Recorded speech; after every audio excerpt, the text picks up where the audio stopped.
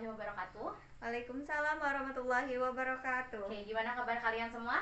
Alhamdulillah luar biasa. Allahu Akbar. Alhamdulillah kalau kalian semua sehat.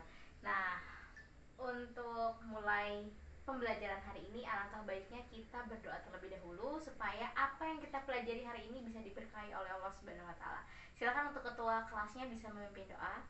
Sebelum belajar, marilah kita berdoa. Berdoa mulai. Doa selesai. Oke, kita absen dulu ya. Ada yang tidak hadir? Tidak ada, Bu. Oke, hadir semua ya, bagus. Oke, jadi untuk pertemuan kali ini kita agak sedikit berbeda nih. Jadi kita akan melakukan kegiatan kelompok. Untuk pembagian kelompoknya menggunakan kelompok yang sudah saya bagikan di awal pertemuan kita. Jadi untuk ketua kelas silahkan maju ke depan dan bagikan LKPD kepada teman-temannya.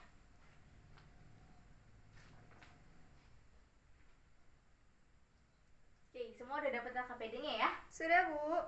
Oke, sebelum kita masuk ke materi hari ini, alangkah baiknya kita review dulu nih materi kemarin agar kalian gak lupa nih apa yang sudah kita pelajari sebelumnya.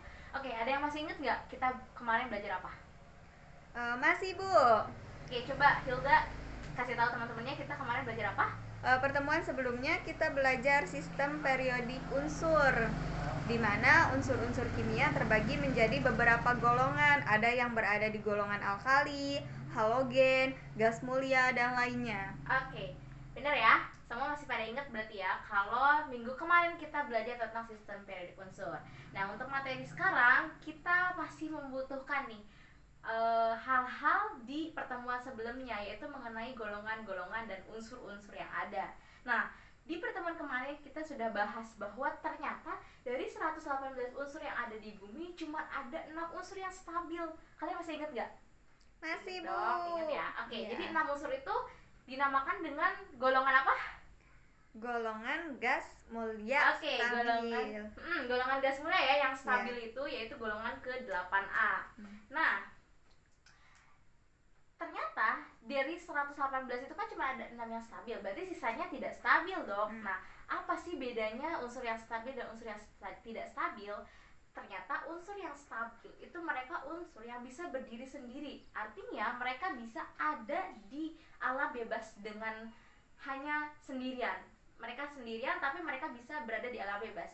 Tapi untuk unsur-unsur yang lainnya yang tidak stabil, mereka tidak dapat berdiri sendiri di alam bebas. Mereka butuh bantuan unsur-unsur lain. Oke, kita bisa lihat gambar yang ada di layar kalian. Di layar, maksudnya di layar depan maksud saya. Oke, di sini ya. Nih, di sebelah kiri itu ada gambar apa? Gambar garam. Oke, gambar garam. Garam itu rumus kimianya apa? NaCl, Yaitu natrium dan klorida. Oke, dari suatu unsur garam aja mereka membutuhkan dua unsur, yaitu natrium dan klorida. Begitupun juga dengan gambar yang sebelahnya, yaitu air. Kita semua butuh air kan? Kita Iya. minum air dan kita menggunakan air juga. Nah, air itu terdiri dari unsur apa? H2O, Berarti unsur hidrogen dan oksigen. Nah, air dan garam merupakan benda yang disusun oleh unsur-unsur yang tidak stabil, yaitu natrium, oksigen, klorida, dan hidrogen. Mereka semua tidak stabil. Oleh karena itu, mereka harus saling berinteraksi satu sama lain dan saling berinteraksi agar mereka bisa stabil dan ada di alam bebas. Nah, interaksi antara keduanya itu dinamakan sebagai ikatan kimia. Itu adalah bab yang akan kita pelajari hari ini.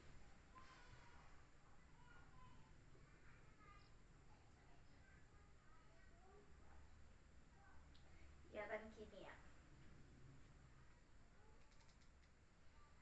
Oke. Adapun tujuan dari pembelajaran hari ini, kalian bisa lihat di depan tujuannya. Silakan, ada yang bisa bantu ibu untuk membacakannya? Bisa, Bu. Oke, silakan dibacakan.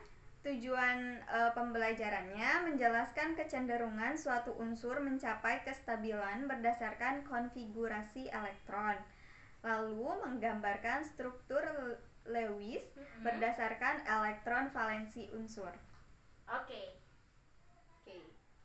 Kita udah tahu tujuannya, jadi kita masuk ya ke materi yang akan kita pelajari. Pertama kita akan mempelajari dulu nih tentang kestabilan. Tapi sebelum itu kita harus tahu dulu nih, apa sih ikatan kimia? Apa coba? Ada yang tahu nggak ikatan kimia itu apa? Nggak tahu, Bu. Oke, kita bisa lihat di screen ya. Coba bisa dibacakan ikatan kimia itu apa? Ikatan kimia adalah interaksi gaya tarik menarik antara dua atom atau molekul yang menyebabkan senyawa diatomik atau poliatomik stabil. Oke, jadi ikatan kimia itu adalah interaksi dua atom atau lebih agar mereka stabil. Ini adalah kata kuncinya, yaitu interaksi dua atau lebih atom agar mereka stabil. Ya, kenapa mereka agar stabil? Agar mereka ada di alam, agar mereka bisa digunakan oleh manusia. Itu tujuan dari ikatan kimia, tujuan dari kestabilan atom. Nah, kita masuk ke materi pertama, yaitu tentang kestabilan atom.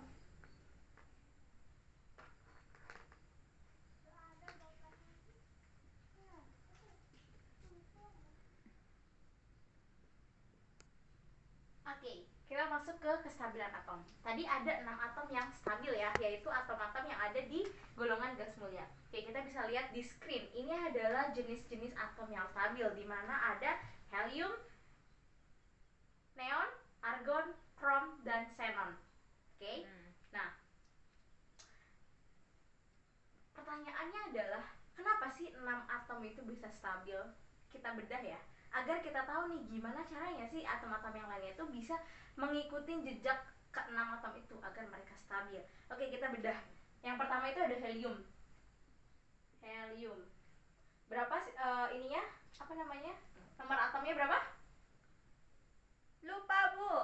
Helium itu ada 2 ya. 2. Terus yang kedua tuh neon. Neon itu nomor atomnya berapa? Berapa ya, Bu? 10. 10. Terus ada argon, yaitu 18. Terus ada krom, yaitu 36. Dan ada xenon, yaitu 54. Oke, mari kita bedah. Ternyata katanya kestabilannya itu terletak pada konfigurasi elektronnya. Jadi apa sih yang spesial dari ke 6 atom ini? Oke, helium. Dia punya 2 nomor atom, berarti ininya konfigurasi elektronnya berapa? 2 ya. 2.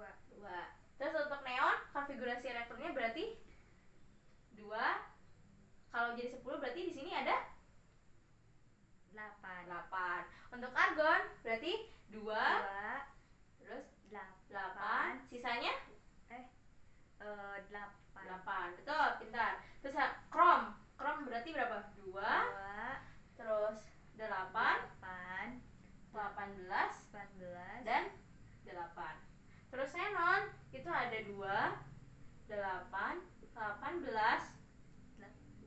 lagi, dan terakhir 8. Oke, kita bisa lihat nggak ada pola di sini? Kalian bisa lihat? Ada yang unik di sini, yaitu setiap unsurnya diakhiri dengan angka 8.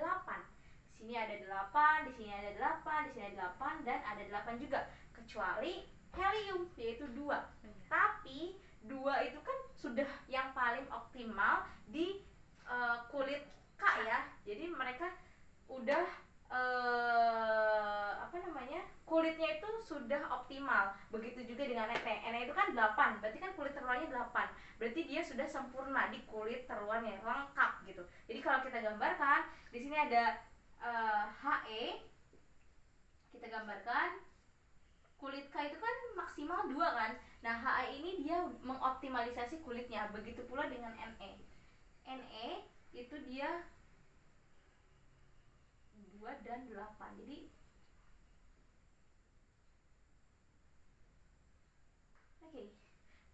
kulit terluarnya 8. Sudah optimal kan? Maksimal. Ada maksimum yang kulit terluarnya itu terisi penuh. Nah, jadi kuncinya di sini kenapa mereka bisa stabil itu karena mereka kulit terluarnya itu bisa terisi penuh. Kita bandingkan dengan gambar yang tadi kita lihat, yaitu garam. Garam itu kan dari natrium dan klor ya kan. Coba kita tulis natrium. Natrium itu berapa nomor atomnya? Yaitu 11 ya. 11. Berarti berapa? 2, 8 dan kurang berapa? 2 tambah 8 kan 10, berarti kurang 1 ya. Nah, beda kan? Di sini 8, di sini 1. Lihat, elektron terluarnya itu 1, sedangkan elektron terluarkan itu harusnya 2 atau 8 kan? Yang terisi penuhnya. Oke.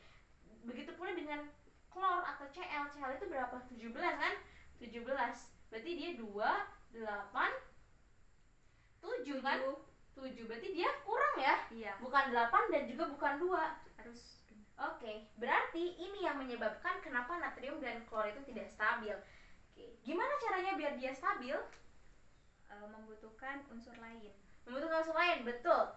Oke, berarti natrium itu butuh Cl ya? Yeah. Cl juga butuh natrium. Tapi natrium bisa nggak sama unsur lain? Bisa. Benar, natrium itu bisa sama unsur lain ya. Klor juga bisa dengan unsur lain. Natrium tidak hanya dengan klor. Tapi yang harus kita lakukan untuk menstabilkan natrium terlebih dahulu yaitu menyingkirkan satu. Kita jadi kan tujuannya kan kita mengisi penuh orbital terluar, ya kan? Satu ini kita bisa dihilangkan. Oke, dihilangkan ya. Yang ini kita bisa menghilangkan satu. Jadi kalau misalkan kita lihat, kalau kita menghilangkan satu, berarti kan jadi 28 ya. Ya kan? Kalau kita elektronnya dihilangkan, nih, kan suatu unsur, elektronnya hilang satu, berarti unsur itu menjadi negatif atau positif? Negatif. Elektronnya loh yang dihilangkan. Positif ya kan? Kan elektron sama proton itu kan sama nilainya kalau dalam sebuah atom yang normal. Berarti kalau elektronnya lepas satu, berarti dia lebih kebanyakan protonnya kan? Berarti dia jadi Na plus.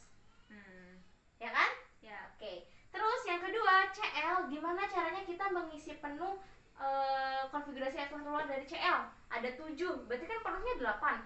Lebih mudah dibuang atau lebih mudah kita mendapatkan? Pintar. Berarti tandanya dia harus mendapatkan elektron satu kan dari luar. Oke, kalau di suatu atom kedapatan satu elektron dari luar, berarti jadi positif apa negatif? Negatif. Pintar. Oke, jadi berarti konfigurasi elektron yang barunya jadi 2, 8, 8. Berarti Cl-nya menjadi negatif. Nah, dari sini kenapa Na sama Cl itu bisa menyatu, bisa berinteraksi? Karena lihat, Na itu butuh satu elektron, sedangkan Cl kebalik. Maksud Ibu, Na itu dia membuang satu elektron, lihat. Cl itu dia membutuhkan satu elektron. Ya. Disinilah mereka bisa saling berjodoh. Jadi menjadi Na dan Cl. Seperti inilah suatu atom atau unsur itu bisa stabil. Oke, kalian paham ya?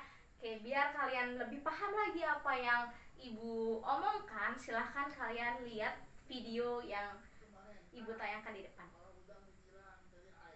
Table salt, sodium chloride, is held together by ionic bonds. Every atom of sodium gives up one electron to every atom of chlorine. Ions are formed, and those ions arrange themselves in a 3D grid called a lattice, in which every sodium ion is bonded to 6 chloride ions, and every chloride ion is bonded to 6 sodium ions. The chlorine atoms never give the sodium atoms their electrons back. Now, these transactions aren't always so cut and dried. If one atom doesn't completely overwhelm the other, they can actually share each other's electrons. This is like a potluck, where you and a friend each bring a dish, and then both of you share both dishes. Each atom is attracted to the shared electrons in between them. Oke, tadi kita udah lihat videonya, ada garam kan, dia kalau berpisah itu berarti jadi Na sama Cl, dan nanti mereka bisa berinteraksi satu sama lain. Nah, untuk memudahkan kita interaksi antara setiap atom, setiap unsur, itu ada Bapak Lewis itu beliau memudahkan kita cara menggambarkan bagaimana kedua atau lebih atom itu bisa berinteraksi atau berikatan. Nah, Bapak Lewis ini mengatakan bahwa interaksi dua atom atau lebih itu bisa disimbolkan sebagai titik atau disimbolkan sebagai silang. Oke, yang kita sebut sebagai teori Lewis. karena penemunya Bapak Lewis ya. Jadi menurut Lewis bahwa ikatan atau interaksi antara satu atom dengan atom lainnya itu bisa disimbolkan dengan tadi apa? Tadi Ibu bilang apa? Simbolkan dengan Positif. titik. Ayo, tidak memperhatikan ya. Iya. Disimbolkan dengan titik dan disimbolkan bisa juga disimbolkan dengan simbol Pos X. silang. Simbol silang ya. Oke, jadi apa nih yang disimbolkan dengan titik dan silang tuh? Jadi ternyata yang disimbolkan dengan titik dan silang itu adalah elektronnya. Jadi ini adalah simbol dari elektron. Contoh, biar kalian lebih paham, contohnya ya. Tadi ada Na. Na kan? Na tadi elektron terluarnya berapa? Yang tadi kita buang berapa? 1. Oke. Berarti satu elektron yang ada di Na itu bisa disimbolkan sebagai titik. Jadi seperti ini. Jadi simbol Lewis dari Na itu adalah seperti ini. Oke, paham ya? Coba kita lagi Cl ya. Tadi Na kan sama Cl dong. Cl itu tadi berapa elektron terluarnya? 7. Berarti kalau kita gambar berarti ada berapa elektron? 7 kan? 2, 3, 4, 5, 6, 7.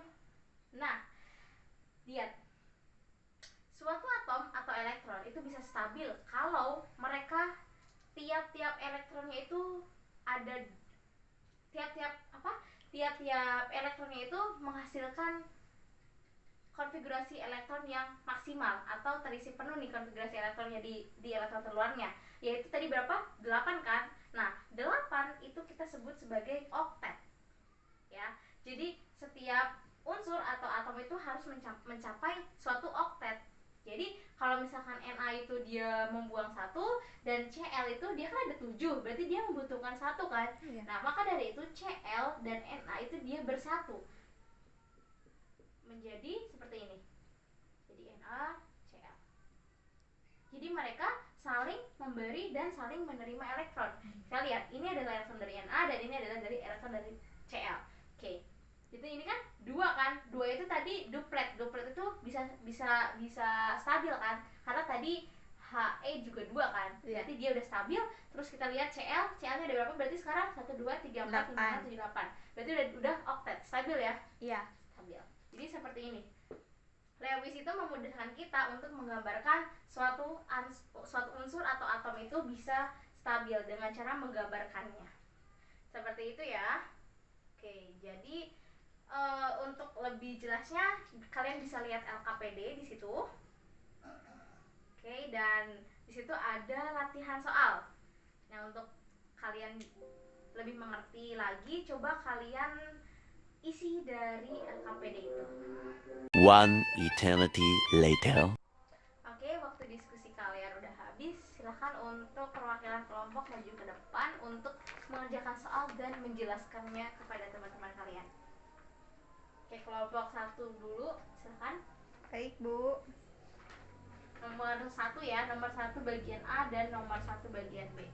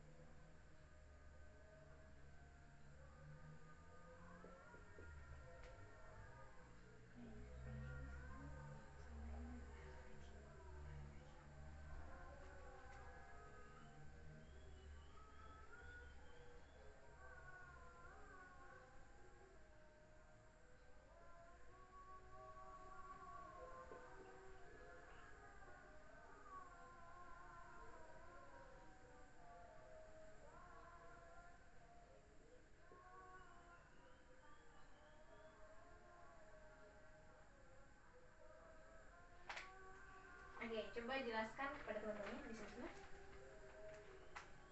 Jadi kan Mg itu punya 12 ya Nomor atomnya. ya, nomor atomnya 12. Nah ininya jadi 1s 2s2 2p6 3s2 Dia berarti melepaskan dua elektron. dua elektron. Nah ini kan belum apa sih namanya, Belum stabil belum gitu. stabil. Nah, jadi konfigurasi elektron barunya jadi konfigurasi elektron barunya itu jadi 1s2 2s2 2p6 dan menjadi Mg 2+.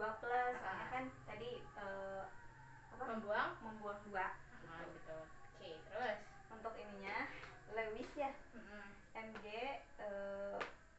punya dua elektron. Nah Cl punya 7.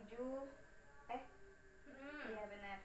Nah jadinya Cl Mg Cl 8 Mg 2 Cl, jadi bersatu gitu. jadi berikatan. Iya, berikatan gitu. Oke, terima kasih. Tepuk tangan dulu dong. Tepuk tangan untuk Terima kasih ya. Oke, jadi ada yang sama atau ada yang beda? Kalau beda silahkan kalian untuk berpendapat. Oke, sama-sama ya. Oke, sama semua. Jadi benar ya, kita tepuk tangan dulu dong untuk seluruh kelompok yang sudah memberikan jawabannya dan menjelaskannya. Oke, kalian semua hebat, jadi kita tepuk tangan semua. Oke, next. Karena dilihat kalian sudah mulai bisa mengerti dan sudah bisa memahami dengan baik, jadi kita mulai untuk quiz time. Oke, jadi keluarkan kertas lembar, kalian kerjakan soal yang ada di depan. Waktunya 10 menit. Jadi silahkan dikerjakan, dimulai dari sekarang. Baik Bu. A few moments later. Oke, 10 menit udah habis ya. Jadi untuk ketua kelas silahkan ambil lembar jawaban dari teman-teman kamu dan juga LKPD-nya. Silahkan kumpulkan ke depan. Oke, makasih ya. Oke, jadi pembelajaran kita kali ini udah hampir di ujung nih, udah hampir selesai. Ada yang mau ini nggak menyuarakan menurut kalian kesimpulannya yang sudah kita pelajari hari ini tuh apa? Saya Bu. Oke, silakan. Kesimpulan pembelajaran pada hari ini, kebanyakan unsur-unsur kimia di alam itu tidak stabil, sehingga membutuhkan unsur lain untuk berikatan. Unsur berikatan dengan cara menerima atau melepaskan elektronnya. Hal ini dilakukan agar kulit terluarnya terisi penuh. Lewis juga menyatakan bahwa suatu unsur akan stabil jika kulit terluarnya duplet atau oktet. Lewis dengan teorinya memberi kemudahan untuk menggambar ikatan kimia dengan menyimbolkan elektron sebagai titik yang mengelilingi unsur.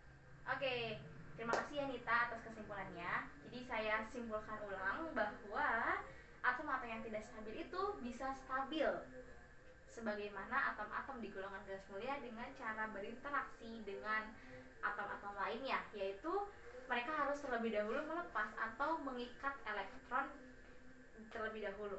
Nah, dari situ mereka baru bisa berinteraksi dengan atom-atom lainnya. Nah, kecenderungan suatu atom itu melepas atau menerima elektron itu dari berapa konfigurasi elektron terluarnya. Apabila konfigurasi terluarnya itu kurang dari 4, mereka cenderung untuk melepaskan, ya kan? Kalau mereka lebih dari 4, mereka cenderung untuk menerima elektron karena lebih mudah bagi mereka untuk menerima daripada melepaskan. Nah, selain itu, kita juga belajar tentang teori Lewis di mana kita menyimbolkan setiap elektron dengan simbol titik dan simbol silang untuk membantu kita menggambarkan suatu ikatan dari sebuah atom. Oke, adakah yang ingin kalian tanyakan terlebih dahulu tentang yang sudah kita pelajari? Cukup Bu. Cukup ya, Ibu harap kalian bisa memahami apa yang sudah Ibu berikan dan semoga apa yang sudah Ibu berikan itu bisa bermanfaat bagi kalian. Oke, jadi kita tutup materi kali ini, pertemuan kali ini kita tutup. Dan untuk pertemuan selanjutnya kita akan melanjutkan bab ikatan kimia. Lebih spesifiknya kita akan membahas mengenai jenis-jenis ikatan kimia. Oke, kalau tidak ada lagi yang ingin ditanyakan, saya cukupkan sekian. Terima kasih atas antusias kalian, terima kasih atas perhatian kalian. saya undur diri. Assalamualaikum warahmatullahi wabarakatuh. Waalaikumsalam warahmatullahi wabarakatuh.